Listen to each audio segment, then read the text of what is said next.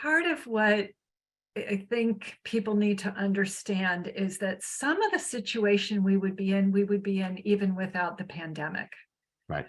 The fact of the matter is we have 10,000 new patients a day entering Medicare.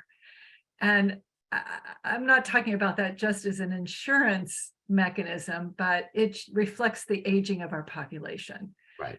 At the same time, those nurses are aging out of our healthcare delivery system. So we have a fundamental demographic imbalance in terms of supply and demand that was going to be there no matter what. We also know that even prior to the pandemic, a third of nurses reported that they were burned out.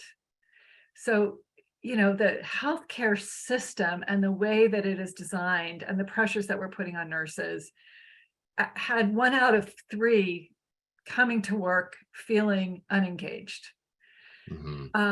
And at the same time, we know both for physicians and nursing colleagues, the burden of the electronic health record, which is sucking a third of nurses' time in the hospital system, and detracting from what they want to be doing, layered on to all of that.